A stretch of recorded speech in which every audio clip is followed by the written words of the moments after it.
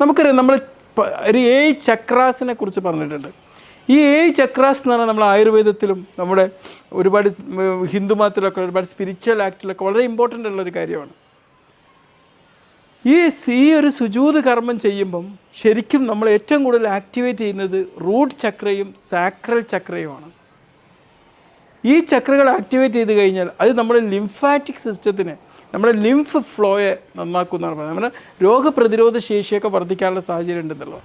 അതുപോലെ തന്നെ ഈ സുജൂദ് ചെയ്യുന്ന ഒരു ആക്റ്റിൽ ഇത് നിലത്തേക്ക് ഇവിടെ പതിയുമ്പം ഇതെന്ന് പറഞ്ഞു കഴിഞ്ഞാൽ എന്ത് ആക്റ്റാണെന്നറിയാം? ഇൻഡ്യൂഷൻ്റെ ഒരു ചക്രയാണ്. ഇൻഡ്യൂഷൻ്റെ നമുക്ക് കാരണം ആ ഒരു സമയത്ത് അതാണ് വരുന്നത്.